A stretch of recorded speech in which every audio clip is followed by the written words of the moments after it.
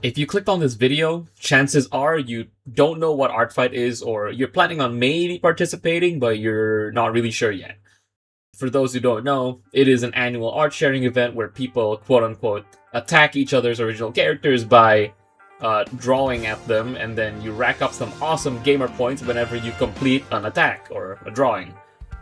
I have participated in Artfight for 4 years, so I think I have a decent grasp of how the game is played, and I just want to use this video to share my personal experiences to help you decide if it is worth your time or not.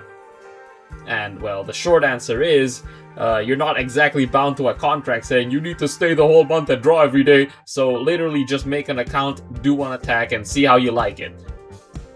But I mean, I kind of want to make a video about this, so just trust me, there is some nuance to this, so if you're still hopping on the fence, I hope this video can give you a little more context about this event.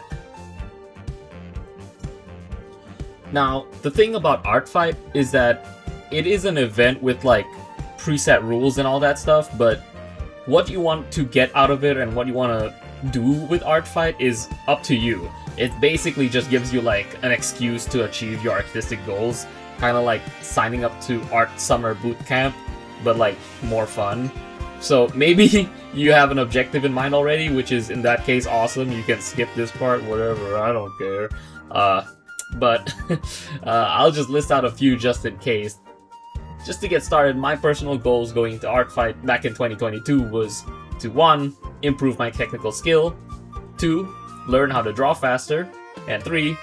Get used to drawing commissions, because inherently this event is basically just like drawing commissions without the money. You're just drawing other people's characters. It's sort of like a training range, I guess, for making commissions, which is very valuable.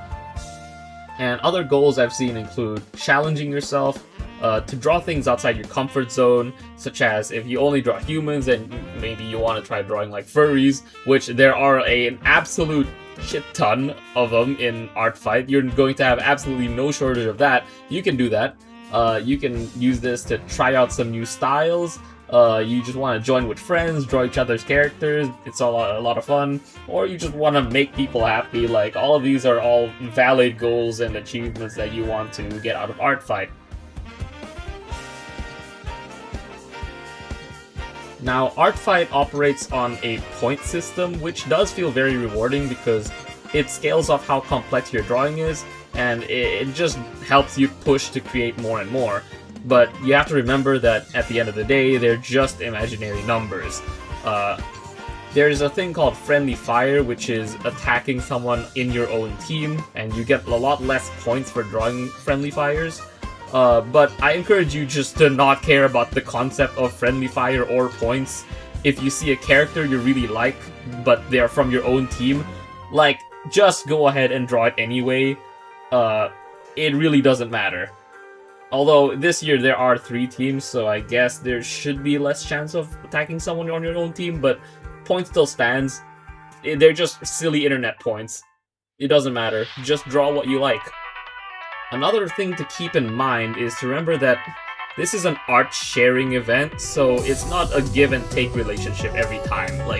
There is no obligation from anyone to give back, I guess. And I understand that it is very disheartening when you spend all your blood, sweat, and tears creating an artwork for someone and get absolutely nothing in return, but that's just the wrong mindset to have. You can't just find an artist you like, draw their character quickly, and then expect basically a free commission, because nobody's actually obligated to attack you back. You kinda have to just go into this event to draw for the love of the game. So that's why I encourage you to think of a personal goal instead of worrying about points or if you yourself are getting any attacks.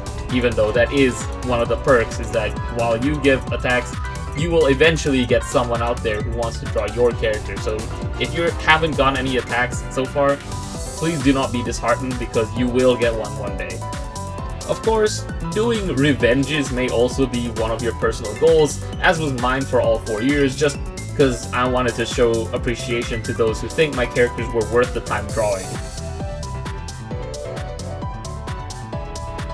So I think I've yapped enough about my personal goals and mindset and whatever, but Now I'd like to share my own experiences with Artfight, and trust me, there are some crazy hope-core stories here that might inspire you to pick up the pencil and start Artfights yourself, so please just hear me out.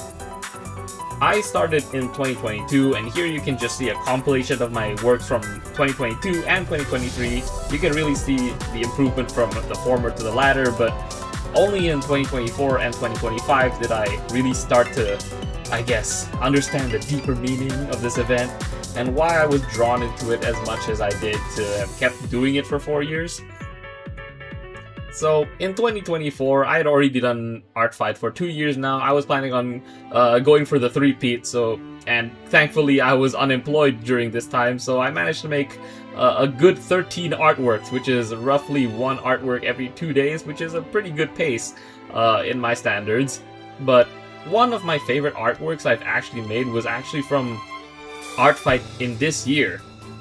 As the story goes, one day I received an attack by someone named Scry, but it wasn't just any normal attack because this person drew my character Lvstre 7 times in one artwork, and I remembered waking up, seeing this and going, holy shit, I cannot believe someone spent all that time and effort to draw my character 7 whole times, and it didn't even earn a lot of points because it was a friendly fire.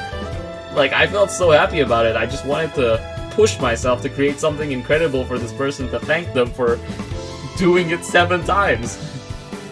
So I took one of their characters, made this gacha splash art of their character Mikoto doing like this epic pose in front of a gigantic, glorious, blazing phoenix, sort of like the splash arts you find in Arknights where they have like the character in front and the animal they're based off at the back.